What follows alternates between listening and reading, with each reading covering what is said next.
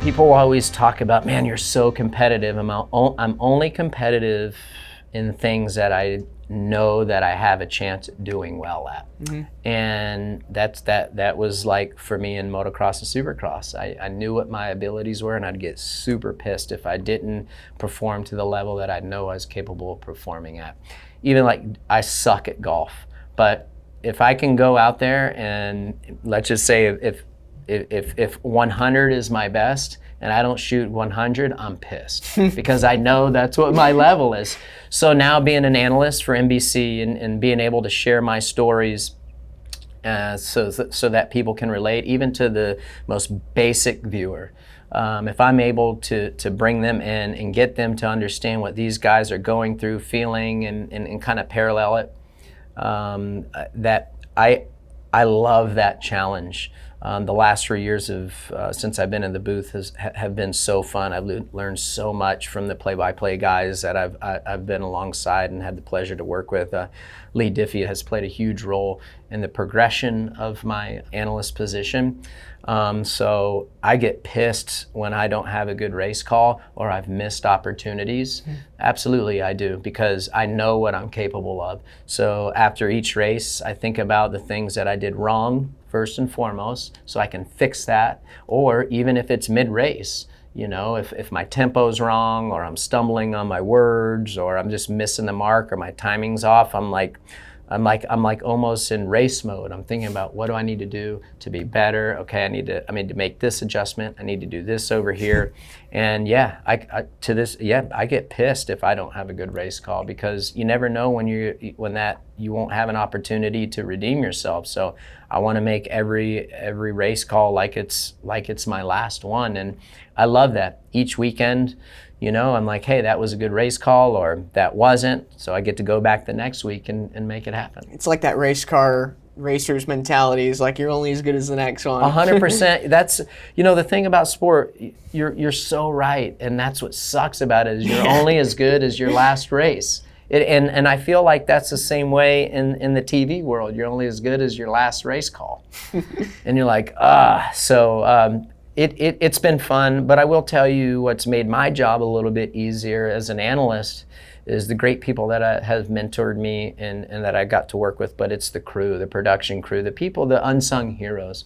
You know, the support that we have from them is fantastic. And I enjoy it. I love the balance that I have. I love getting to the track on Fridays and getting in that booth and getting everything set up and looking at elements and thinking about what we need to talk about and sharing stories with our viewers and something that I hope that they like and explaining to them, like, hey, I don't always like to say, well, back in my day I would have done this, but I think there are times where it's important for them to know, like, hey, you know what, I think this rider probably should have done this because of this. I will say the negative thing that I don't say I get discouraged, but I just get bummed about, and it brings me back a lot to my 2002, 2003 Supercross, Motocross years of racing. Is these keyboard warriors are just on your ass, man. I mean, one little thing you mess up on and they just dive in on you. And, you know, I bet 60% of these people couldn't tell you the difference between a play-by-play guy and an analyst. No. So if they don't know which role is the play-by-play or the analyst, then their conversation is null and void to me right out of the gate as a baseline. But yeah, they're just ruthless, and they take things so negatively. I always say, listen, these guys are unbelievable what they're doing on the motorcycle. I respect them all.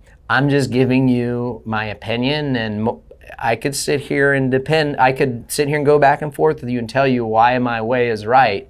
And it's almost like if you talk bad about their favorite rider, no matter if you make complete sense, it's out the window. So that sucks. It does, but that's the nature of the beast, and I'm glad I have thick skin, and I think that was part of the reason I had so much success in racing, is because, dude, I didn't care. Yeah. Like, I didn't care what people thought about me, and I didn't dwell on things. Did it upset me? Does it upset me? Of course it does. I'm human. I mean, listen, I'm one of the strongest dudes mentally in the game, especially when I was racing. But at the same time, I'm still a human. I don't like people to say things that are so far beyond the truth. But that's the only thing I don't like about the TV stuff.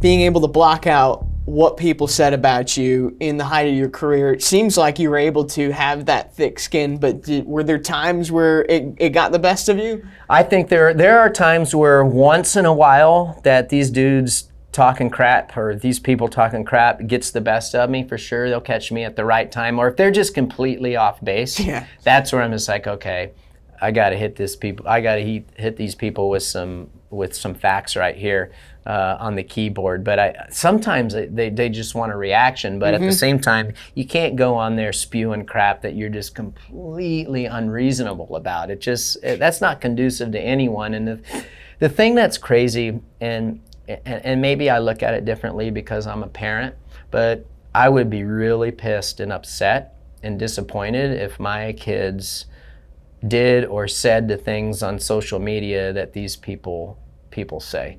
And there's a lot of times where I want to pipe off to these people and be like, are you teaching your kids, if you have kids, to be like this towards people? It's just a bad example to set. And I'm constantly telling my kids, I'm like, listen, keep your opinions to yourself, and you never know what people are going through, and try to find the good in everyone. Try to find the good in everyone. No one's perfect. And listen, I just graduated high school 3-4 weeks ago. Nice. Yeah, so I got that done, and I'm gonna my vocabulary isn't where I'd want it to be, but at the end of the day, I have my own isms, if you will, and if people don't like it, oh well.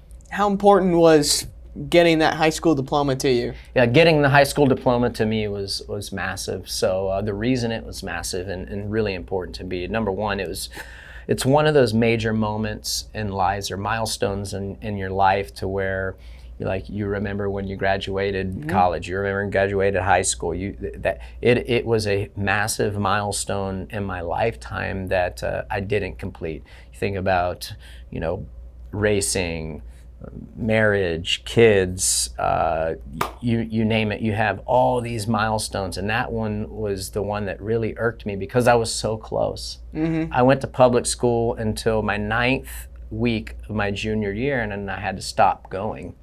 And at the time, this was 1997, you can think about what homeschooling was like. They would mail stuff to you, you would do it, and then regular mail back. It's not online, so it wasn't as convenient as it is now.